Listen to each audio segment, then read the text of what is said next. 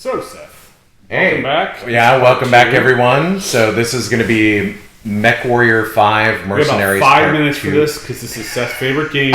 So, with overruns, 50. Go ahead. Yeah. Welcome to the couch again. Should be 5 minutes.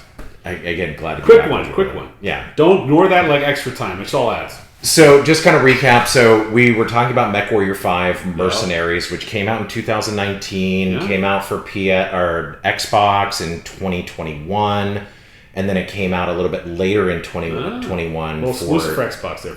For PlayStation. So, Xbox... Was it an awesome... I think it was on Game Pass at a certain time, too. It was. And apparently, just reading up on that, it basically was they had an exclusivity on the PC, and I think for Steam at a certain point. And then that was back in 2019 when it first released in December of 2019. So all of 2020, which we were all doing COVID at that time, this was a game that was out there solely on PC, which would have been brilliant. I think it would have gotten a lot more traction, a lot more makes sense talking about it if it had not just exclusively been on the PC and we had seen it on the game consoles. Right. Because console gamers like me, I mean, we're really honest. Like I said, so there's a streamer out there on YouTube that plays this game. His name is Baradul. Shout out to Baradul. He's over in Germany, so let's go, my German friend who loves the mechs. But I was watching his content because I love BattleTech and I love Mechwarrior, and then watching him play, and I was like, oh my god, can I play this on my PlayStation? Right. And no, I don't do Steam. I don't do PC games anymore. Right. So as much as I used to love doing it, it's just not a thing anymore for me. So ultimately, that led me to when it came out for PlayStation. As soon as it hit PlayStation, I was watching for it, and then I got the little, oh my god, Piranha Games is releasing this on console for PlayStation. Right. Now, it came out May of 2021 on Xbox, to little to no fanfare. Gotcha. Then it came out on PlayStation 5, to little to no fanfare in September of 2021. Right. As you are well aware, I got December of 2021 is when I got my PlayStation 4. I had a few years there where the best thing I could do was basically, play some Nintendo Wii. That was about it. And I got so busy being a dad, a husband, and a career, and so it's really just been recently since settling into life after COVID that I've been in a position where I can really return to gaming, and I've always loved it. It's always been a passion. I never stopped loving it, and coming over to your place, I would sneak into your game cave, and we would go full ham out there. It's pretty awesome. And then the Raptor wives would come in, and they'd be like, time's up. Yeah. You had your life. The ride is over. So blessedly, I now have a game console. It started with the PS4. And you're in your own cave. Yeah, I'm in my own man cave with the PS5, and I go full ham. But again, like we said, Old Man Gamrz, it's an hour, maybe a couple hours in the evening. And that's part of our consideration, like what we have time to do. Yes, exactly, right? And the most comfortable way. Notice we're on a couch. We're at some table. This is just come on over and chat about this atmosphere is Seth come over and chat and just relax and talk about games and movies and current entertainment and just give it Old Man Gamrz point of view. Well, yeah, and it's just honestly, you guys, it's just about enjoying life, enjoying what we love as a passion, and getting to share that with you guys as well. Yeah. Totally. So, in a nutshell, Piranha Games came out to little to no fanfare. Well, I downloaded this bad boy, and like we said in last episode, we only gave the OMG rating on this. Right. The OMG rating on this is definitely a 9 out of 10. And that's simply because of the fact that, the animation for the stories is really not there, but if you're a fan and familiar with the background of BattleTech, then this is 100%. I feel like, again, BattleTech geeky nerd side, there are some inconsistencies with some of the hero mechs that don't align with the appropriate timelines in BattleTech. Okay, so we're off on a couple things, But it all works together. But it all works together. For instance, like they introduced double heat sinks, which is a thing, and if you play the game, you'll totally get it because these mechs generate heat as they move, as they fire weapons and everything reactors on board. Yeah, they have a nuclear reactor on board. Huge ordnance, these lasers that blow through like Yeah. So Godzilla type stuff. Yeah, so they generate heat, and you have to learn, not only are you piloting this mech and customizing it and putting the weapon systems that fit to your play style, but also you have to figure out what kind of heat. For instance, one of my favorite mechs to run is a 75-ton heavy mech called the Black Knight. Yeah. And imagine that. And one of the reasons why I like it is because it's a laser boat. Right. It is no ballistic hard points, no missile hard points. It is large lasers, PPCs, small lasers, medium lasers, whatever you want to throw on there laser-wise. Fine. Which is great because it's also unlimited ammo, so I don't have to worry about loading ammo. The drawback is that as you're in combat and as you're in a protracted combat with the enemy, your heat gauge on your mech, as you're looking at the damage that's happening to your mech and everything, trying to mitigate that as well, and torso twisting to absorb from one side instead of the other side so you don't get blown up. Right. Or as we love to call it in the... Well, why don't we do this? Why don't we do this real quick? Why don't you talk about where you're at now? You play through the main game, you're on download content. What does the typical raid of 2 things consist of? Not that we're going to ruin any story like that, but just tell them what you launch your mech, here's the typical story, what happens. Okay, so I would encourage people on the first playthrough, go onto the campaign mode and play the baseline campaign. Totally.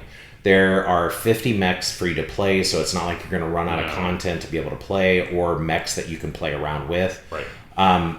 But it also, you go through the tutorial, you get a feel for the actual mechs and how the gameplay is. Very simmy. It's not terribly complicated to play the game. No. Left joystick, right joystick, R1, L1, R2, L2. And you can play as a first shooter. Yeah. And you can play... the torso moving. Can you explain that part? Okay, so if you've played any Sims where you've played a tank, all right, you'll know that your left thumb, you're telling your tank, I'm accelerating forward. I'm moving this direction. Right. And you're looking this direction. Your right joystick acts as your turret, or in this case, since it's a mech, the upper torso. So you can continue moving in this direction while you turn... Yeah, the left joystick can continue allow you to move in this direction, or your left joystick going left. And what they have on your radar, especially if you're doing what they call a drone versus inside the mech, you can see on the little radar the 2 cones. The 2 cones of interference move separately. So it also has a little dash line with an arrow at the end that says, you're facing this way, but you're looking this direction. Right. So what I find is I always try to get them lined up when I'm about to go swoop in for an attack. Yeah. But you can't help when you're running away from 20 things chasing you, going the wrong way. Kind of like you're moving this way, but you're looking this way. So it's like you're like, hey, as you go by. Look, it's just fun. So when mech feel. Yeah, well, and when you're in light mechs, right, you really have to start paying attention to piloting. Yeah. Because you might smash into something and blow up. Oh yeah, well you can, if you run it in a light mech, for instance, take the Locust or the Flea, right, which are the 15-ton and the 20-ton, which are the lightest, smallest mechs you can be in. And how much is a normal tank in America? Let's see. So I want to say the Abrams runs at about, I think it's at like 60 or 65 tons. Okay, so that's like a medium. This is a heavy mech. That's a heavy mech. That's a heavy mech. Yeah. So same weight distribution as what we would consider a tank. But not on Old Gears. And a lot of tanks attack you, helicopters attack you. Oh yeah, they're called harassing units. Yeah. But basically, it drives like a tank, but you're upright. So that's the unique part of it. Yeah. Right? You have hands combat. You have terrain you're going across. You smash boulders. You smash buildings. Oh yeah, take damage. Smash buildings. Yeah. You are Godzilla. You are the mech Godzilla all the time. Yeah, well, and there are missions that are done to that where it's actually like defend this base or destroy this base. Oh yeah. And what that means on the defense is that you're trying to stop them from blowing holes in buildings and knocking down entire bases. And how do you recharge the mech? In what way? In the game. In the game, well, what you do is you end up going back after you're done with your mission. You end up going back into your drop ship, and that drop ship, your mechanic Farhad is there to help you repair your mechs, and you actually have to tell it to repair the mechs. And each one of those repairs costs money. Hence why this game goes beyond just piloting your mech. You have to get into resource management because the credits, i.e. the in-game currency that you have, you earn from doing these contracts is a finite resource. So if you find yourself outside of a conflict zone on another planet and you've still got to pay your mercenaries, you've still got to run your mechs and store your mechs and repair your mechs. And so the next thing you know, if you don't manage your money, you're done. You could find yourself out on a planet where you can't even afford from 10 hours ago. Yeah, you might have to go back and resave or that's worst case scenario, but I mean, or you might have to sell a mech that you don't want to lose in your stable of mechs. I mean, you might, because remember, again, a lance is made up of 4 mechs. Right.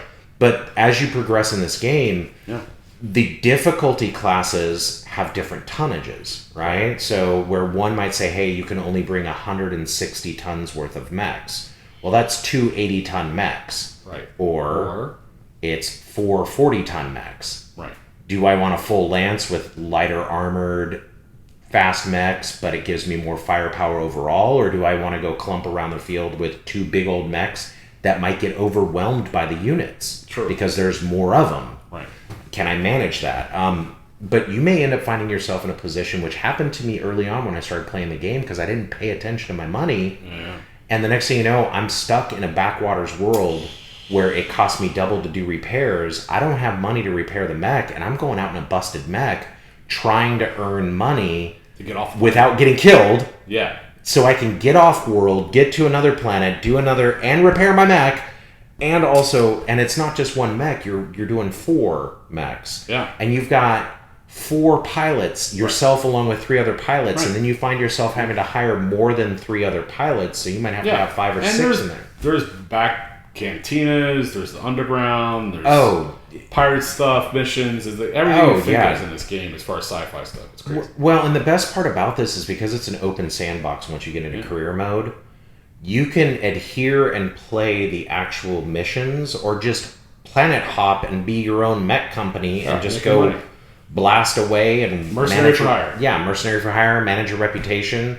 Now, for myself, I basically have centered my mech company about every time there's a mission against House Liao, the communist house, just saying, it is always go against them, always destroy their forces, always take that mission regardless of who you are, right? So House Liao, I am reviled by them. I bet. Yeah. I've got like a negative 400 and something score with them. Wow. And that's like, you go up a point or 2 at a time, so that's a long season. Yeah, I have like a negative 400 at this point with my mech company. Yeah, I keep in mind, my mech company, when I roll, but here's the thing, that does not exclude me from taking contracts with them if I find myself in that situation where I have to take a contract.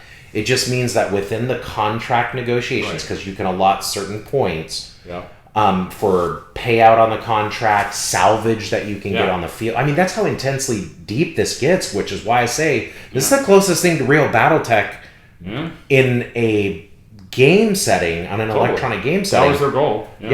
Piranha's knocked this out of the park, especially for hardcore fans and geeks of BattleTech. This is the real deal. You're sitting 25 years ago with your little painted miniatures, and it's funny how the cutscenes have little painted miniatures. And then, now you have a full schedule online program you can do with and forgive me, I have notes down here in my hand, but like, you would have a character sheet with written out that they've recreated that character sheet for you to allot. So when you go into your mech and you look at the loadout on your mech, you actually get to determine how many armor points am I going to put on the front versus put on the back. And I only have, and true to the mechs and their different types of variants that are out there, this mech has 4, hypothetically we'll go with the Warhammer, which is one of the most iconic of BattleTech, right? So BattleTech with the Warhammer, you're going to have a standard variant will have 1 medium missile hardpoint, which means I can mount an LRM 10 or smaller. Right. So 10 missiles, 5 missiles, and you're done. Or I can put an SRM, which is a short-range missile, which does more heat, more damage, and they shoot at a shorter range. You have to be within short range. Yeah, I think you have to be within like 400 meters, or I think it's like 400. You get closer, and when you get closer, you take more damage from all the bingo, right? Whatever little ships come at you. But you can't just sit back from miles away lobbing missiles. It's not going to work. Versus the Archer, which you can, because it has you can outfit it with LRM 20s if you want. But depends what you have. Yeah, it depends on what you have. But so I know that it has one hard point for a missile hard point. Right. But I know that it has 4 energy hard points. Yeah. And I know it also has 2 small ballistic hard points. Now, small ballistics can fit an autocannon 2. Right. And while you're playing this game, it's there's a lot of stats, there's a lot of detail, but then there's the mechanics of it. And they try to make every mission building on the last one and teaching you more stuff. And absolutely. One strategy that would work early game will not work 50 missions in. Well, and to Piranha's credit, with each one of these DLCs, they've updated and upgraded the AI for the onboard AI for the not only your AI pilots, but also the enemy AI pilots. Yeah. And so always say that means instead of just running around randomly, they're now thinking certain patterns, ambush pods come out at certain times. It's kind of like a Call of Duty type with mechs. Well, yeah, but the other great part is that as you're when you highlight a mech, right? So the enemy mech is running towards you, or you see it in the distance, right? And you select and target that mech. So you've hit, for me on the PlayStation, it's hitting my triangle button, right? So I hit triangle. I've highlighted. That's the mech I'm going after. Yeah. Right? It's right now. Yeah. And it'll tell me not only the mech that I'm going after, like, hey, this is a Warhammer, blah, blah, blah. And the longer you play the game, the more you get to know the different variants and different kinds that are out there. And what the weaknesses are. Yeah, and also what some of their weaknesses are, which is another reason why I like the Black Knight, because the laser boat provides precision fire on a pinpoint. Oh, yeah. So I call it my headhunter because which is great for salvage also, which we'll talk about that in a few. Yeah. But one of the great parts is that it also tells you, it has this little icon on the lower right-hand side of the box that says green, rookie, regular, elite. Yeah. And and if you're up against an elite mech, be prepared. That's going to be an actual mech that you're going to have to fight. It's not going to be fun. And you're actually going to... It's not just going to be like, hey, I'm farming here. No, but a lot of times, those tougher mechs, you have your team, Lancers, or 1 or 2 people, and you run away, you lead them to traps, you jump over things, you get the high point, get the high ground against them, all that kind of stuff. Don't do it, Anakin! Right. Now, what I found amusing, I didn't think the temperatures affected anything as far as the heat. Like you're in Siberia, the jungle. It does now. So so I will say this. So one of the easiest ways to notice that when you're playing the game, and again, I love this game. Yeah. Is when you land on a planet, watch what your ambient heat is when you're just walking. Right. And what you'll see is on desert planets, you won't have an ambient heat of 8 or 10. You'll have 12 to 14, which means that it doesn't seem like a lot, but when you start popping your weapons, you're already starting at a higher heat point. So your heat dissipation from your heat sinks becomes that much more important. So that can change your strategy. You've got like your Black Knight who's like on a hot planet. He might be in trouble versus... Oh, bro. Well, and then stupid me. I'll give you one of my first stupid scenarios. So I end up on a planet that... Things not to do. Okay. Yeah, things not to do. Don't stand in the lava, kids. If you're playing this game, don't stand in the lava. It doesn't damage your mech, but the heat you immediately generate by standing in that lava kills your weapons. I was like, pew, pew, pew, shut down. Because if you overheat your mech, you will shut your mech down. You're a sitting target. And you are a sitting target, and that's a really, really bad place to find yourself when you're right in the middle of a firefight, only meters away from your target, and you've been pounding on them, closing the distance so you can do a little more pinpoint shooting. Right. So the terrain is set up to navigate. The better you navigate, the less damage you take on your mech. If you don't care, just go barreling in, it's going to be harder. So it's like there's little subtle things in the game like that. They have different missions where you're a small little guy, and you see the terrain close up, and then you're a big lumbering mech. You have to watch the buildings you might run into because you're going too fast. Terrain in that environment play a role here. And that also plays a role when it comes to your mech. As you're accelerating forward and you're just barreling on the battlefield, you can choose to have degenerative deceleration, which means like a train coming to a stop, you don't let off the accelerator and you stop. Right. You literally boom, boom, boom, boom, you take stops. Well, if you're a light mech and you decelerate and you're doing 100 kph, right, man, it takes you a quick minute to stop. You might overshoot your target.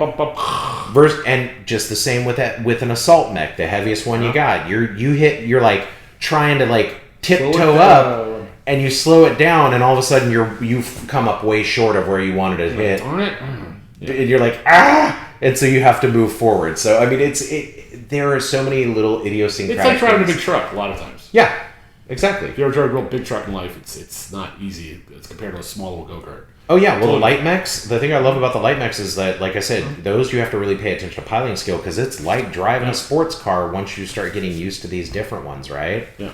Well, turn around and you get into these assault mechs and heavy mechs, and man, you're a big lumbering big rig trying to... Right. But anyway, it's just a blast to play. Totally. And the best part about this, and the reason why I gave the OMG rating 9 out of 10 was because...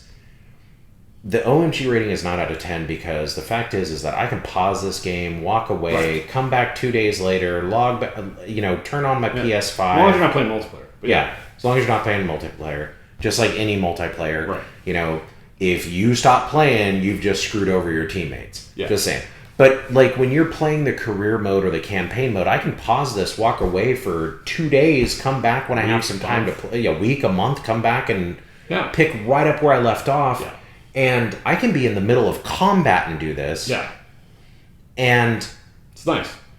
You don't have to wait 10 minutes. Yeah. Hopefully you're not in a position where you're so low on your armor that your next hit is going to kill you, because I wouldn't suggest anybody... Or just go back to your auto save where you start the mission. Yeah, exactly. But I mean, you don't have to reinvent the wheel playing this game. You can literally just pick it up. It's very casual, good for Old Man Gamrz. You just play it with your friends or play it over time, and you just... It's not something that, oh my gosh, I forgot the story. Oh my gosh, I forgot how to control it. It's like exactly. Once you learn the controls, once you get it down, it's like... Point in case, yesterday, I logged into the game after being logged out for a couple days. I picked right up where I left off. I finished that mission. Right. I dropped in. I played one more full mission. Started a third mission. Yeah. And the wifey was like, hey, honey, we need to do these different things. And I was like, oh, yeah, no problem. Dude. Click. Pause. Fast. Come back to it. Yeah. And then that's like PlayStation 5, for these new SSD drives on the Xbox X and the PlayStation 5 Xbox S2. It's kind of like that pause feature that they advertise is one of them. It's a great thing. Like you basically just hit the button, stop. The Switch has been that way too, and reload the game quickly.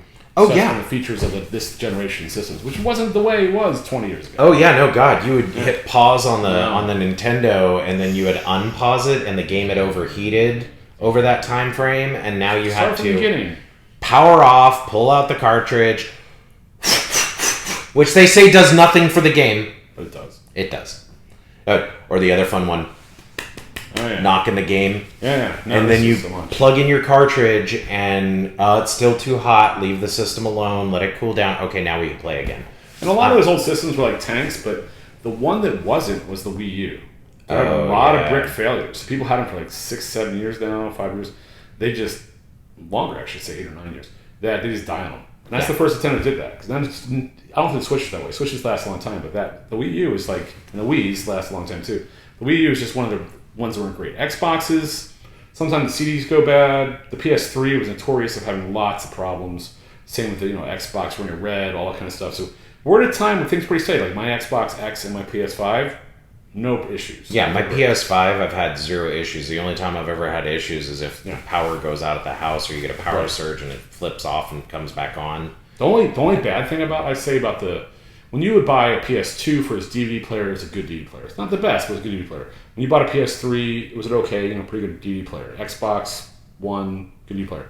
The new systems, they're 4K, but they are not that great of players. Yeah. Most people don't know that. They're like, oh, look at this. And it's like, yeah, actually, you should go buy a separate 4K player, because these new machines you're paying $500 for, the player is not that great. The colors aren't that great. Everything's just kind of So, nice they included it. They probably won't include it in the future. But I'll go with the DVD, 4K. CD-ROM in there versus breakage. My fact that I've got SSD drive in there. I know, it's a game changer. And it's fast and it's seamless, and the graphics are through the... I mean, y'all, if you and obviously you see it in our logo. We do the 8-bit logo for Old Man Gamrz. Yep. And when you go from... I used to play an 8-bit, And, I thought it was groundbreaking when they made football players that looked kind of like football players. And you're like, oh my God, he's got a helmet and a skin tone. Yeah, wow.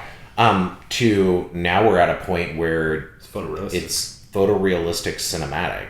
Yep. And you're just like, what is I mean, like we've with talked AI about now, it's gonna be crazy. So and back to the game. So one of the cool things is that our question.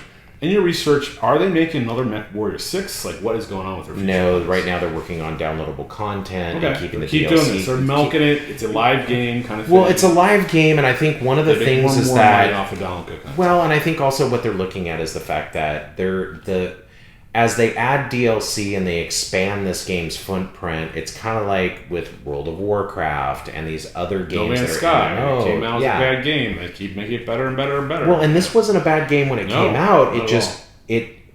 Timing. Bad timing. I'm going to say a lot of bad timing on there, and also whatever their release video game. Just for you that are out there who don't know this, you video gamers who are out there, so.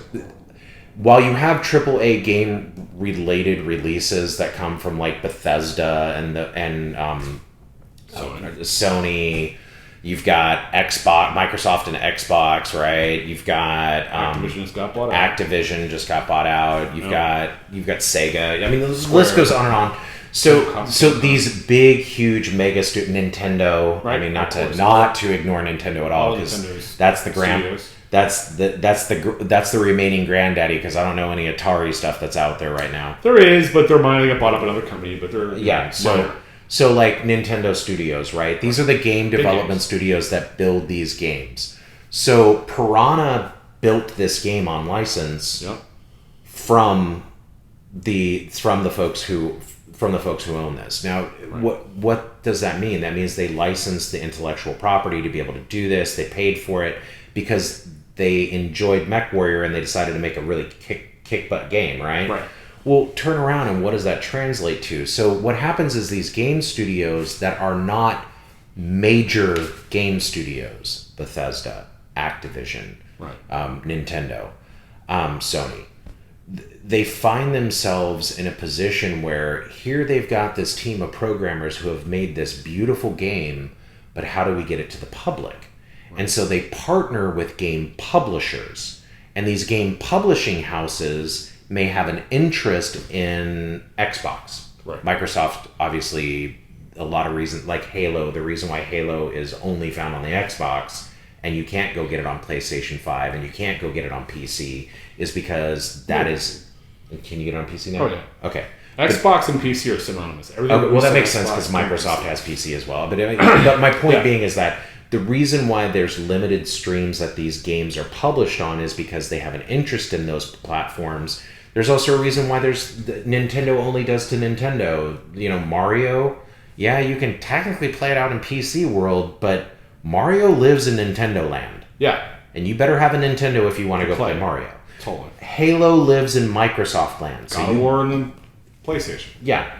So, but PlayStation, it's funny you brought that up. PlayStation now, just recently this week, has announced that they're going to start putting everything on PC too. Because they realize there's not enough numbers because of these AAA games, not this one, but AAA games are $150 million, $200 million, $300 million budgets. Yeah. Right? To recoup that, they have to get the money back from many players as possible. So you put in the PC, you kind of tripled your amount of people have PCs. Exactly. And so versus the PS5. And so the way that works is these game publishers for independent developers like Piranha Games who don't have a footprint like Activision or Sony. Yeah, I mean, or the access to sales. Yeah, or the access to the sales channels. So what they do is they make deals and they say, "Oh, hey, this will be an exclusive for Steam and PC." For so many years. Yeah, for a year, for 2 years. Now go to Microsoft, put on Game Pass. Yeah. Oh, now we'll do a PS5 exclusive with this downloadable. Yeah, and so in this instance, Piranha Games found themselves where they did an exclusive through their game publisher for PC Steam. Yep. And then they went to an exclusive, as you can tell, in May is when they released to Xbox, and then they had a limited time run for that, and then come September, which is 4 months down the road, right? Did I do my math right? Yeah, 4 months down the road. they were able to release on PlayStation. Right. Now, of course, obviously there's also development for PC versus console, controls, interfaces, all that other good stuff, what ports they're going through. Sure. And how do you take a PC game where you have an entire keyboard? Right, put it to joystick. Yeah, Baldur's Gate. That's one of the reasons why Baldur's Gate 3 is such a wonderful, incredible game, is that they have figured out how to take PC mouse point and click and turn it into a viable, functional from your controller. And they've done it well. Like, a lot of games have done it for like 10 over 15 years. Yeah. But for that system, it's gotten great. And one of the things for Mechwarrior 5 Mercenaries that I give them complete credit is that they have figured out how to make the controller functional and utilize the same kind of interface you're using when you go to PC. Like if you go play Mechwarrior 5 on PC, it will feel similar. Yeah. Because you got a keyboard instead, right? So you're right, but still, the game kind of plays similar. Like, do you prefer? You don't really play a PC anymore, but would you prefer having more controls over your mech, or do you like the simplicity? As an old man gamer, I'm gonna say I prefer the simplicity because that's part of that's one of the reasons why I play sports titles and first person shooters is that it's pretty straightforward, man. I think when you're younger, as a young guy, like, having a keyboard was faster, more responsive for online games. I was playing people. But as I got older, my reflexes got worse. Yeah. Right? So then I'm like, oh crap, like, doesn't make sense to hit this button so fast. I'm hitting slow now. Yeah. So maybe I'll have some automated assist that's I was about to say, the controller. Magic secret for console players. Yeah. There is auto aim. Yes. Which does not aim for you, but it approximate. Yeah. And again, they've made this comment about Call of Duty and Warzone, and I think this argument goes back to Duke Nukem and Wolfenstein and all the rest of them, where it's like mouse versus mouse versus controller. Halo did it well, and there is a lack of precision with a controller that a mouse does have. Where you got to figure. But Bungie's the game with Halo really solved that. And then everybody else copied it and kind of came out with their own version and kind of got better. And still, was it Destiny? That one that now Bungie's doing. They still have the best gun controls, I think, my own opinion, of any game out there. But the game's more than just gun controls, right? Oh, yeah. So, like, with Mechwarrior, I feel like you're in this universe that's very old, it's very studied, has a lot of nuances, a lot of history. It plays a certain way like tanks, but it's not. It teaches you slowly as you go. They have thousands of scenarios as you go on and on and on and on and on. And a vast universe for you to travel through. Right, and each one's unique. It isn't simple. And don't get me wrong. So one of the knocks that I initially had is if you only have the base game, you can only play so many different mission types. Right. And you eventually hit a wall where you're like, oh, look, I'm doing a raid again. What's the difficulty? You reach the limit of that content. Yeah, you can, and that's where you kind of get the fatigue of playing the game over and over, and you just kind of feel like you're farming. But how does it let's go to the history of the download content, because it was on the PC first. It finally came to Xbox, and now it's PS5. Okay, so how has it progressed? Okay, so what happened is from the original release in 2019, they introduced, and by the time in 2021, by the time it hit, they had DLC for the console as well. And the first one that they released was Heroes of the Inner Sphere, which was fantastic because that introduced the career mode. You had new weapons that you could mount on your mechs. And also you had different mission types, and they increased the different kinds of missions that you could do. And they also did biomes. And when we're talking about biomes, it's kind of like what Andrew was referring to earlier, where it's like the heat from a desert planet versus the blizzard and visibility on a snow Hoth style planet versus a jungle planet versus a forest planet, and all those different things. So they introduced new biomes, and what happened was they also increased from 50 mechs to 58 mechs. Now it seems like not a big deal to add 8 mechs, but when you've been playing for 2 years on the same content, and all of a sudden here are 8 new mechs that you can, and especially if you're a BattleTech lore old school fan like myself, and all of a sudden you're like, oh my gosh, you mean I can play a catapult now? Right. Which is a mech that has 2 missile pods on it and 4 medium lasers, and it's a 65-ton mech, which means I think it makes it a heavy mech, but it's on the lower end of the heavy mech scale. And so to be able to go play one of my favorite one of my favorite mechs where I can stand from a distance and plink people with LRM 20s and just shred people as they're trying to get to me. Yeah, it's very fun. I mean, and that's just it. Is like the different play styles that you start playing where, missile boats are really about being more like a sniper, right? But you're artillery blasting people with, 40 to 60 missiles from distance, and it's like... They're never going to get to you. Yeah, and they're going to be shredded by the time they get to me, so by the time they're standing in front of me and they're like, I'm going to beat you up! And you go, pew! With your 4 medium lasers, and they go, and they pop, and you're like, you sleep in a drawer. Right? Right, yeah, no, it's fun. Or you can play a true sniper where you are outfitted with a Gauss rifle, which is a electromagnetic rifle that throws big, huge, giant metal slugs with no propellant behind it. I feel where this game falls down for me a bit is if you don't get all the stuff going on and you just try playing it and not reading, not actually paying attention to details, you won't get this game. So if you have a short attention span that doesn't like to read through the manuals or understand math, then, which is a lot of people do. Like, I don't want to play a game with a lot of math and spreadsheets, right? This is not the game for you. But for Old Man Gamrz, this is a type of game we enjoy. It's like, it's a fun little piecemeal to take it in. Oh, how to get my mechs up. How much territory to conquer, Well, and ultimately I will say... the trick to this new mech? I will put it out there. You don't have to read the mission stuff. No. You literally can just click it and say, "Yeah, I'll take this mission. Give me this. You know what? I'm running low on funds. Tells you where to go. Yeah. Give me Give me as much. No, I don't think that way. I mean, it's just like you have to. Yeah. This is an evolving game where you pay attention to the numbers. It's kind of like playing Civilization, right? Yeah. Civilization, you can not pay attention to the numbers, but you're gonna have a hard time winning the game quickly. Yeah. Well, and I will say this is that when you enjoy it, but one of the reasons why I really genuinely love this game is that I get to play mechs that I grew up loving. Right. Like I used to think that I loved the Warhammer until I started playing the Warhammer. Yeah. And then you're like, okay, well this mech has limitations, and actually you find little hidden gems, right? Right. So point in case. So there's an 80-ton assault mech called the Awesome. All right, it's literally called the Awesome. Yeah. And in BattleTech lore, it's considered a deficient mech. Right. Because it's 80 tons, it didn't have the same amount of weapons platforms, it did have the armor, but it didn't have the same amount of firepower punch that some of these other 80 tonners had. Yeah. The not so awesome, right? Right. But when you play it in the game, you end up falling in love with it because it does have the armor to take a beating. Right. And the weapons it does have, if you tweak those weapons, you know what you're doing.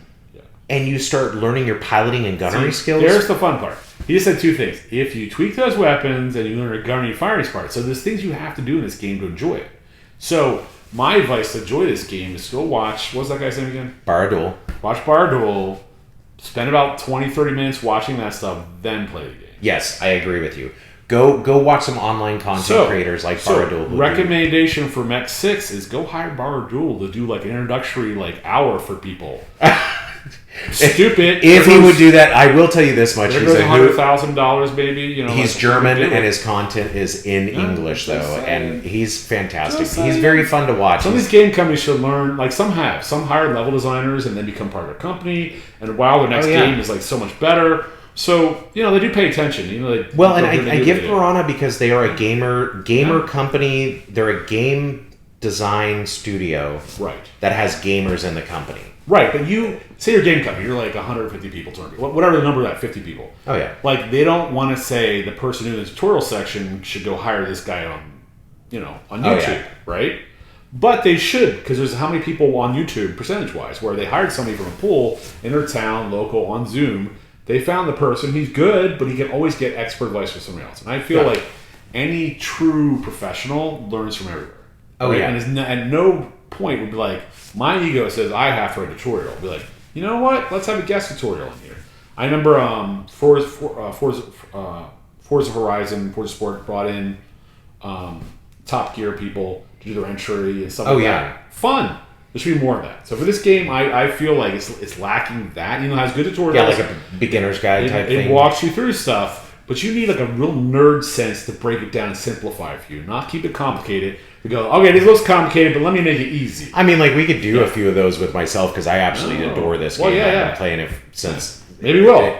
Yeah, maybe we will. Maybe we'll come out with a beginner's guide to playing Mechwarrior 5. You never know. This is one of the beauties of what we do is that it's Old Man Gaming. And that's from a fun point of view. So, rating, since we got into the Old Man Gaming side and we've kind of been all over the place on this one. Let's get to the family score. So let's get to the family gamer, which is the FG score. Again, a family gamer is someone who might have 30 minutes a week to play the game because of their family.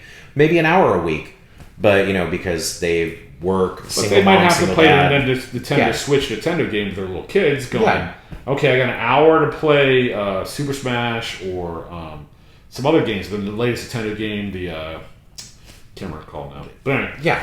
So with the family gamer they score, have 15-20 minutes themselves to play this game. Yeah, okay, so I'm going to give this a 7 or 8 out of 10 because this is a game that you absolutely can play for 30 minutes, bust out a mission, hit pause, you're not missing out on anything in the game, and if you're not paying attention to the dialogue or the missions, then you're not going to miss what you're doing. You can still go in there and do FPS, first person, bang, bang, shoot 'em up. This is a game you could be playing while watching a movie or listening to a podcast 100%. Or doing something else. 100%. On a treadmill. And still enjoy the game immensely. Yeah. I will say for the family gamer, again, being that we are dads, is this.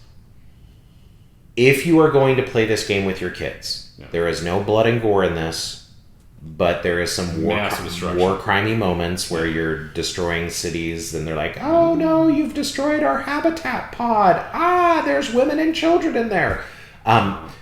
I will say you want to make sure you go in and put the profanity filter on in the settings because there are some hits with an S on there, and there's a few times I don't think they drop any F-bombs, but there is some salty language that can be in there, which gives it that fun kind of mercenary feel when you're playing. So turn it off. Yeah, so make sure you go in there. There's no nudity or anything like that. So I mean, it's just the language stuff in there. But you can literally go tromping around with your kid in a mech and have a blast. You can watch you doing it. Yeah, you can do it. Yeah, can I try that, Dad? Sure, go ahead and watch them blow your mech up, and then know that you've got you've got to go to an industrial hub to repair it because it's going to be really expensive what they just broke, and God forbid they destroy actual internal hard points. Interesting point. I used to play games on a 12-foot screen. I don't know, 15, 12 years ago. And it was actually a deficient, made you worse. Because as things moved, your head had to go like this to follow stuff, so you were slower. Yeah. You're playing Call of Duty on a big screen like that, it's not easy to focus, right? Yeah. But I feel this game is one of the worst games. Like, the bigger the screen this plays on, the more like it's a big mech. So it's kind of fun. Like, I have a big TV. And again, I go back to FASA when they originally released this back in the late 90s. Their intention was to have this be a mech simulation game, and they built in Chicago, and I think they had 10 or 15 mech simulation pods with switches and everything else. Yeah. So you were in the cockpit of whatever mech you were playing. Right. And so when you are not in drone mode, where it's hovering above you and you're watching from the third-person view, when you are in first-person view playing this game, you feel like you're in the cockpit, and again, you put it on a 65-inch screen, and it is fantastic because you feel like you're in that big 65-inch mech cockpit. I'm sitting on my couch. I feel like I'm looking out the windshield of this mech, and that's another cool little touch is each one of these mechs has unique individual... It does. Yeah, well, artwork's kind of cool. Yeah, so the artwork for the interior of the cockpit view is really cool because you're sitting inside of an Atlas 100-ton mech, assault mech. Yeah. Its cockpit looks and feels different than if you're sitting inside a 30-ton Spider. Yeah, Spider, Yeah, a little 30-ton Spider. And each one of them is representative of what you would expect it to look like when you're looking on the outside of the mech in your mech bay, i.e. your repair center / your home in space. Yeah. When you're looking at your mech bay and you're looking at the actual cockpit and you're like, oh, this one there's a 90-ton mech called the Cyclops, which has a circular head, hence it's called Cyclops, right? Like a Cyclops eye. And when you're sitting in there, the view in front of you is this circle. Right. The problem that I have when I'm doing mech cockpit view in that one is that the circle then impedes some of your periphery view right there.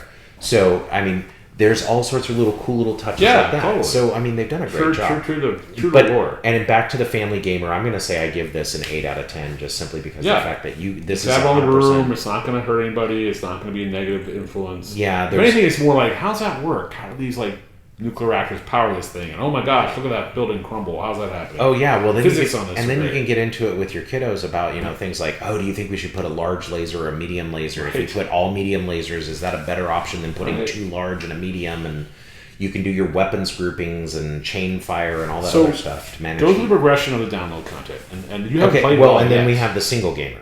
Right. Oh, sorry. Go to score. Yeah. And then the single gamer again. We say the single gamer could be anyone who is 14, 15, 12, 13 years old sitting inside of their room after they've finished their homework. Kids, if you have homework, make sure you finish and do your homework before you play your video games. Listen to your parents. Because we absolutely did that when we were younger and listened to our parents and absolutely did our homework before we played video games. We 100% did that when we were young and playing. Never. Yeah. Anyway, point being is, with the single gamer, it could be that 12, 13, 14-year-old kid playing his video game at home. Right. Him or her could playing be in college. Could be in college. Could be a 55, 65-year-old person who loves playing video games, sitting on the couch, and they're living their life. Right. Living their best life. Yep. They've got their DoorDash open. They're going to get some Uber Eats, and they're going to play some video games. They had a rough day at work, and I'm going to spend the next 4 to 6 hours playing a video game, go to bed, do it all over again the next day. Totally. Because I can. Or, hey, maybe tomorrow they have the day off, and so they can literally go plunk away and put 18 hours into a game, because why not, right? So the single gamer rating, I'm going to give this also a 7 or 8 out of 10. So let's you want to settle on a 7 out of 10, 8 out of 10? I think it's 8 out of 10. But it has to be, for us. I think for single games will work from our point of view. Because, like, some single players don't like any sim at all. They don't like any stats, so it just depends who you are. Yeah. But overall, I think it's 8 out of 10. If you're a stat-heavy sim guy, you'd be a 10 out of 10. But we're overall saying, 8 out of 10. Well, yeah, and that becomes, because this is obviously not a AAA rated game release where you're like, oh my god, they spent the budget on this. Right. But the work... It's a niche, but it's also the work that they have done on this is faithful and fanboy level attention to detail to Mechwarrior Battle. A lot of heart in it. Yeah, totally. There's a lot of heart that was put into this game, and the gameplay is really good. Yeah. You are piloting a mech. Yep. And I don't feel like I'm like, God, why can't I do that? Because this is stupid, right? Why can't you do this? I mean, the attention to detail and the playability of this game is 100% there. Yeah. The fact that you can pause it if you 5 minutes into the game, you could pause it if you had to drop out to go do stuff. Super user friendly. Yeah, super user friendly. Now, with that, 100%, because a single gamer can dig into this, and they've got 5 different modules of downloadable content now. So when you are done with the campaign, and some of the criticism I've seen about this game is, oh yeah, more content. I'm like, well, yeah, if you like this type of thing, you got more content. It's great. Yeah, and that's the great part is, okay, so when they released Mechwarrior 5 on PS5, so that was the last release of this on a platform. Right. So now everybody can play it. Right. They also quickly released Heroes of the Inner Sphere, which was their first one. And like I said, you went from 50 mechs to 58 mechs, new mission types, new weapons that you can mount, career mode, new biomes. One of the things I appreciate is that they actually included what's called clan weaponry, and we can talk about that towards the end here when we get towards the end of the 5th module. But I will tell you this. So then what they did is they released a little while later Legends of the Kestrel Lancers, which is a module played within the timeline. So you have to hit a certain time in your timeline to unlock it and play it, unless you want to immediately jump to it. But which you can have the option to do that. Yeah, you can start a career and go play directly from there. And again, new missions and new mission variants. They had 3 new biomes they added, 2 new factions that they added. Now, the factions are important because factions are the houses and inside the houses. And like, so drama. Game of Thrones drama. Game of Thrones drama. So that created additional wrinkles playing there, and they had new missions involving previously unused factions, which one of the ones that I found really awesome was they included the Taurian Concordiate, which is a periphery faction, but that faction is the most powerful periphery faction of all of them throughout the mythos of this. Right. And that periphery faction is the only faction that has put the houses on their butt before. Right. Like, they've successfully fought off the houses, which was a big deal because they should have just been able to crush them and force them to be with the house. So to see them involved in using that was really cool, and again speaks to the source material. Right. Then you have Call to Arms, where they added 5 new mission quest lines. They have a new mech so we went from 58, so now we're at 59 mechs that we have in there, right? They introduced a new mech, and that was the Hatchetman, which you and I were talking about this earlier, which is it's, to be brutally honest, nothing terribly special about the Hatchetman. It's a 45-ton medium mech. It's even max it out on armor. It's not going to stand up for very long on the battlefield if you're not piloting it and being careful about it. But the big thing about it was this. It was the first mech in the tabletop games that had a melee weapon. Right. A hatchet. Right. It did melee damage. And it did melee damage besides just swinging some fists that are, which, lower arm actuator, and you can actually do damage to yourself swinging your fists. Yeah. Because think about it, you're taking a big metal object and swinging and hitting another big metal object. Okay, I'm hurting him more than I'm hurting myself, but eventually, I'm still taking damage, and I could possibly ruin my arm. Right, which has all the other weapons on it. Yeah, which has your other weapons on it. But this introduced melee weapons, like hatchets, claymores, katanas. Yeah. But it also introduced claws and arena fists. And why is that important? Because in Battletech lore, there is a planet called Solaris 6. Okay. But it's called Solaris. Yeah. And in the Solaris system, this planet has a mech combat arena, just like you would with gladiators. Right.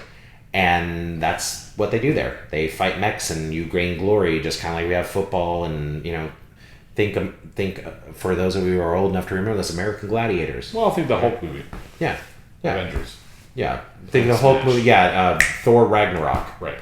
Where, I love this guy. Yeah. I work with him.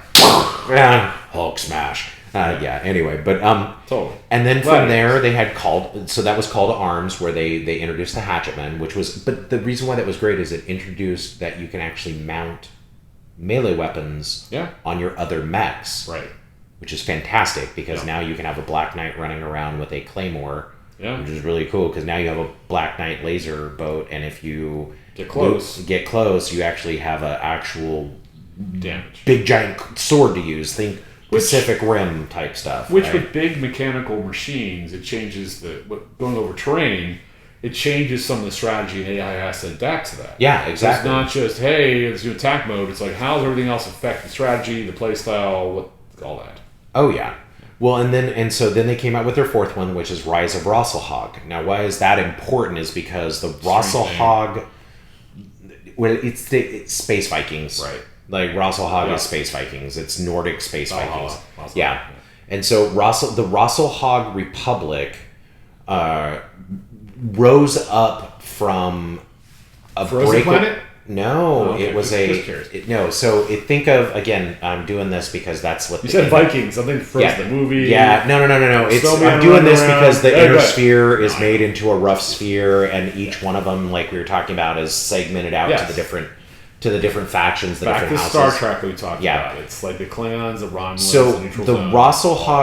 The Rosselhog Republic fought for their independence from House Kurita, the space samurais, because these Nordic folks that were over there felt that not only were they were basically second-class citizens inside of this what you would deem a Japanese-centric society, which not a knock, but if you look at the history of Japan with outsiders that they deem unworthy, you were a second-class citizen, and so that is not a knock on the Japanese. Love them, want to go back and visit, absolutely awesome. Bushido is awesome. life. Anyway, Bushido is life. But that said, and so they fought for their independence, but it happens later in the timeline. So Rise of Rosselhog is just that. You take missions, and those missions and that mission path open up the ability for you to actually help them establish the Rosselhog Republic. Right. And so when you finish that mission set, which is, I think, 12 or 13 missions, the map, when you go look to travel around the universe, your map now shows the Rosselhog Republic. Right, that's hence the name Rise of Rosselhog. Yeah, Rise of Rosselhog. Coming about. Yeah, and so there was an improved AI for the enemy. There was a new mission type, and also one of the big ones is they introduced another new mech. You see how there's a theme here? These new mechs change the gameplay. They're historically famous. Yeah, and people are excited because they're like, "Wow, you finally have my famous story come about." Yeah, well, and you also see a mech that you've always wanted to play, and you've only played on tabletop, and you've seen the miniature, or you've played it. It's not out yet, but now it is. And now you actually can get behind the controls of the mech that your guy in Mechwarrior Mercenaries used to do on the tabletop game. Right. And then they came out with their fifth one, the Dragon's Gambit, which, to be brutally honest, absolutely loved that one. Because I kind of dig House Kurita, the Space Samurais, even though they're a little... their mechs may not be the greatest, but... Their lore. Their lore is really cool, and they're honor-driven, even though, even within that, the honor is very Shogun, you know, Harikari, that kind of thing. But the cool part is that they have... So as a beginner player, should I just jump to the Dragon's Gambit? No. You should absolutely, like I said, anybody who's new to the game... One? No, you shouldn't do any After I do the main story, what should I do? The campaign. Right, then what? Because if you play through the campaign all the way to the end, you will have an established mercenary company with assault mechs, heavy mechs, medium mechs, and light mechs. Right. You, in turn, will also have a bank of credits that you've saved up. And then you can go do... Yeah, and then you can do the career mode. Right. Once you drop into career mode, you can choose to import your campaign mercenary company. Can I just buy money in this game? No. See, that's one of the things. Even though it's a game you pay for the download content, you cannot buy your way to victory. Yeah. No, and that's the beautiful part. That's something I really appreciate about this is, yes, you do have to buy downloadable content. Yes, that's expand the game. Yeah, it expands the game, spends more time, more story. You're buying content to improve the content that you're already enjoying. Not just to get ahead in the game. Yeah, you're not getting ahead in the game. You know, this isn't, and this is not a knock on, I guess technically it is a knock on World of Warcraft, but I played World of Warcraft. Yeah. And I was there when it first launched, and I played it for many years. Yeah. But most of the games that are out there, they monetize the interior of the game. Call of Duty is one of them, where it's like, hey, buy these special skins. Hey, buy these, you know, special items and weapons and spells and whatever. Yeah. And all of a sudden you walk out and you're like, and to the credit, there's a running joke where it's like, I've got the Blade of Doom or the Axe of Apocalypse that I've paid $50 for. And you go play it in the game and it's like, and you're like, oh, look, my character hit it with yeah, it does decent damage and it buffs me this way, but really I'm still getting my you-know-what handed to me. Right. So you paid $50 to basically have nothing. One of the games that I play on PlayStation, I played it on PC, and I religiously play it. You like ballistics. Yeah. Is World of Tanks, which we'll do an episode on World of Tanks and we'll dive deeper into that. But one of the... pays me enough. No, but one of the things that World of Tanks is free to play and free to download on PlayStation. Not free to review. Keep going. Yeah, but I will say also that because all of their content is free to play, they do have in-game purchases and premium accounts and stuff like that. Just special tanks. Yeah, so you can get special tanks and stuff like that. But this is not this game, though. No, but that is not this game, and that's one of the things that's beautiful about this game is the fact that once you buy the downloadable content, you really are just adding more content to the game you're enjoying playing. More different scenarios, and different themes, and. This game has inspired me to go back and revisit the tabletop games. Yeah? Yeah. Oh, very cool. I've been looking at possibly buying miniatures, and my wife told me no. Raptor wife. She's like, oh, how much they cost? $1? Like, well, no, it's more like $20 to $50 for a box, and and I have I want to go buy a Steiner.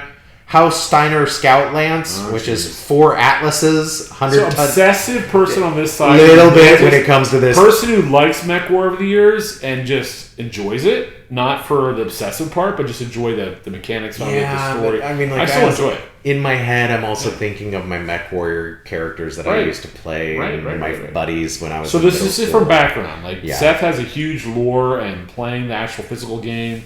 I have it more from a computer game, some fun time on the Xbox and PC, and they've done a really good job. I'm excited to see what's going to happen next from Prime. Yeah, and so what's beautiful about this is that once you have all 5 of the downloadable contents, you've got 61 mechs you can play. So since the beginning when they first released this, they've added 11 additional mechs. Right. There are 350 variants of the mechs. Crazy. Variants are important because we're not just talking about, oh, if I get this kind of a mech, hypothetically, I get a Hunchback, right? Which is a famous 50-ton mech. It's a workhorse. It's in BattleTech / Mechwarrior universe. The tabletop through the books they've written, books that you could buy at the bookstore that were written in this universe.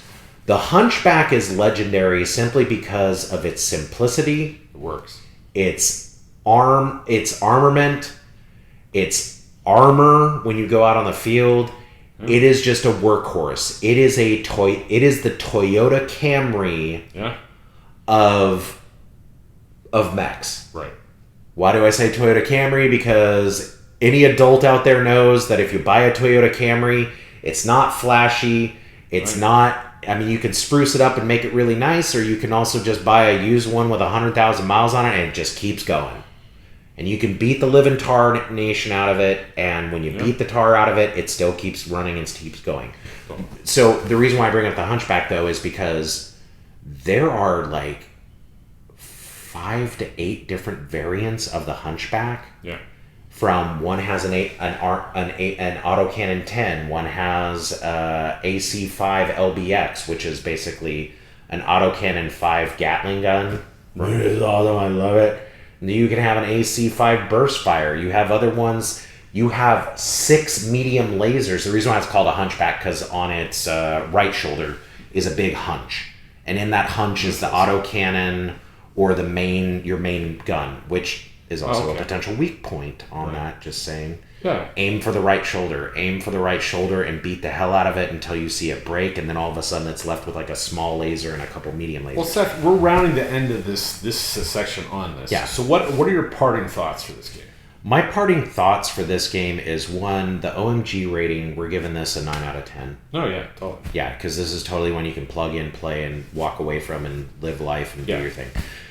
Family Gamer, I'm also giving it an 8 out of 10 because... Yeah, and as Old Man Gamer, we have 9 out of 10. We also like longevity. So stuff that hits from our childhood to our teenage years to college to family life to older family life, empty nesters.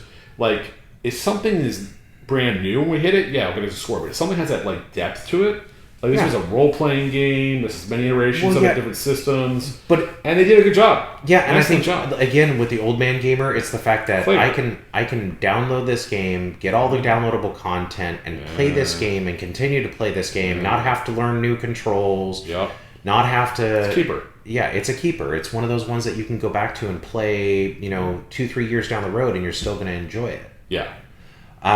The Family Gamer score, 8 out of 10, man. Yeah. You can sit down with your kids and play this game. Have fun. Profanity filter on. Yeah. Unless you're cool with that, I'm not going to tell you how to raise your kids or how to have your family, but just know that if you are concerned about that, turn the profanity filter on. Yep.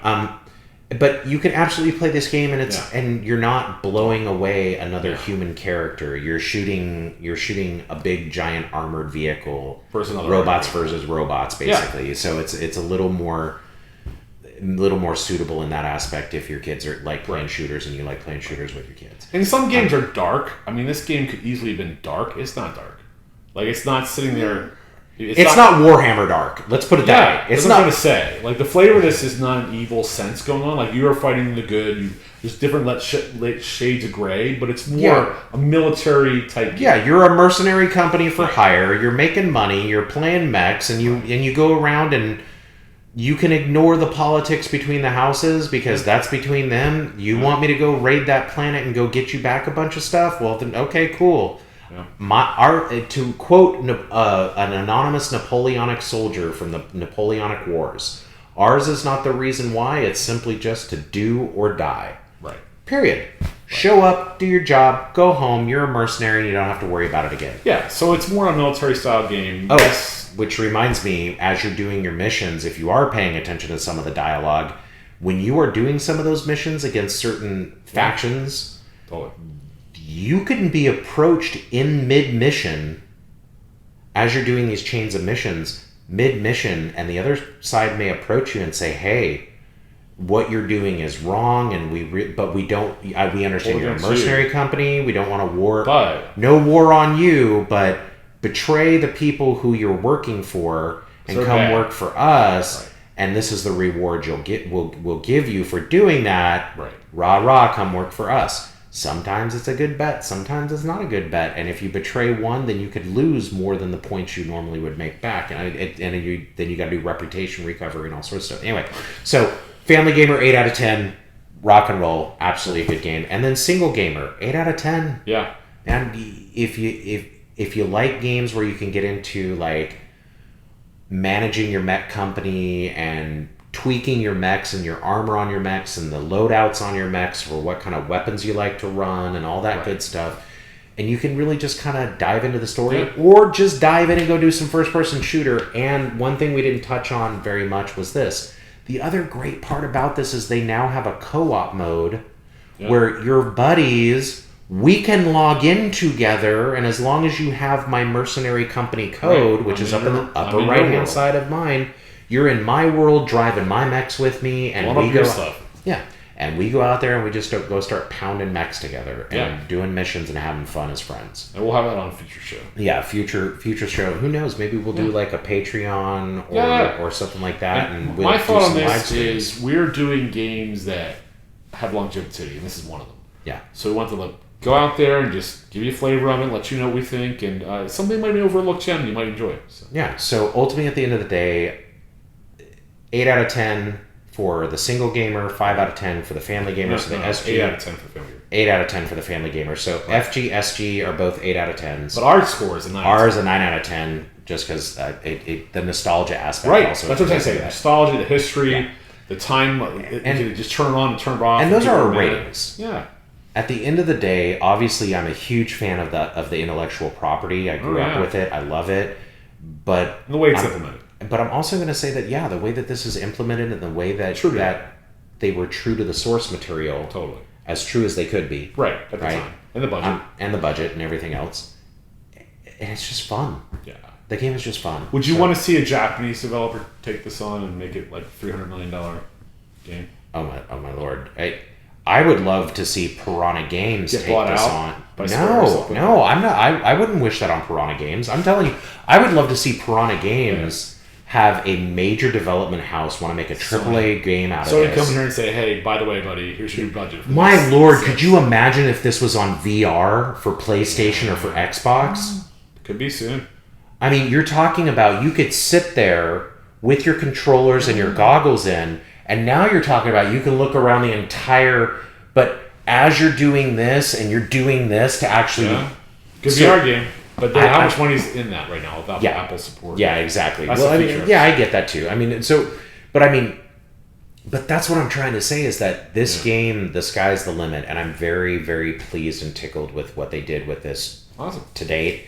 I love the downloadable content, and here's where I brought up the clans. So I know I'm going a little bit longer than we normally would go, but... We're over now. Okay, but I know I'm doing a deep dive right now, and I apologize, y'all, for getting sidetracked, but it boils down to this. One of the things that they are doing is the new downloadable content that they are currently working on that will be released to all of the consoles and the PC is Clan Wars. Nice. Because late into the timeline of the Inner Sphere, there comes a point where, remember we talked in that first episode about the Star League and the fall of the Star League. Right. And I said that there was a General Kerensky, who fled the fall of the Star League with all this lost tech. Right. They call it lost, not lost, but lost tech, LOS tech, so lost technology. Because that's the other part about this world, is that as the wars have grinded on, development and the pinnacle of human achievement and technological development has shrunk. So at some points in this historical timeline, you're at a point where people are just struggling to keep mechs running, let alone develop a new mech, right? Or they're recycling technology. And so there's also, you run across caches of old Star League bases, and you're like, oh my God, how does that dude have a tier 4 Gauss rifle that's wrecking shop when everybody else is out here lucky to have a Gauss rifle and find ammo for it? Right. And this person's running around in a mech that's just wrecking shop. Well, then you find out that it's lost tech. Right. And this is actually harkens back to the days of Star League. Well, General Kerensky, the history behind this is this. General Kerensky went out past the periphery, out into the far reaches of space. Right. While he was out there, they found planets and conquered planets. And they continued from Star League level, which is where all that development of mech, they never stopped. Right. And they kept developing mechs. And they kept old mech frames, but also introduced new mech frames like the Timberwolf, the Vulture, the Jaguar. I mean, just all sorts of cool clan tech. Right. But what happened was that the clans, after Kerensky died, there was almost like this religious... The reason why they called clans is because they broke into all these different clans, like Clan Bear, Clan Jade Falcon, and all... Anyway, Clan Wolf. Right. But they have this almost like feudal code of honor. Think Conan the Barbarian or like the Klingons from Star Trek, where each Mechwarrior is the pinnacle elite warrior.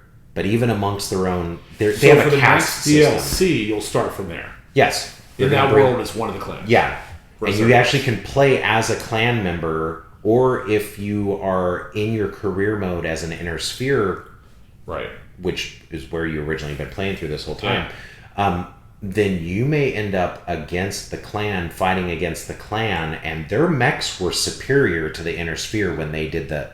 Like... It's going to be a challenge. Yeah, there's a... Again, total... So more story, more lore, but at a pinnacle... Kind of a fun twist. And they're introducing... when's coming out? Or they've said that their goal is that sometime in late 2024 or early 2025 they'll release. So we'll have a continuation of this. Yeah, so we'll definitely have to have a continuation of this when the DLC for Clan Tech, because here's the thing. There's two... Inside of the Battletech universe, there are two schools of thought amongst players of the tabletop and also the video games. There's clanners, people who love clan tech and are rah-rah clans, Kerenskian clans. And then you have the inner Sphere folks. Got it. So kind of the division what they like. Yeah, it's kind of like when you think of it this way. It's like Star Wars, the first 3 episodes, or 4, 5, 6. Yeah, or you can even go into the... Are you a Federation fan, or are you a Klingon fan? Same thing. Or are you a Romulan fan, for that matter? Yeah, although the Romulan Empire doesn't get a lot of love in that aspect. But you get what I'm saying, right? Yeah. So there's divisions even within the Battletech universe where it's like, are you a clanner, or are you an Inner Sphere guy? Let's just say there's a lot to look forward to. We'll revisit this again. And we enjoyed covering this game. 100%. And as you can tell, I love it. I'm passionate about it. Thank you so much for tuning in. If you like what we put out there, don't forget to like, subscribe, and share. Don't forget to like, subscribe, and share. Would love to have y'all subscribe. Would love to have you like, and please share the content if you think somebody else will enjoy this. Thanks for coming in, Andrew. Glad to have you on the couch. Glad to have you all join us on the couch. This is Old Man Gamrz. Catch you next episode.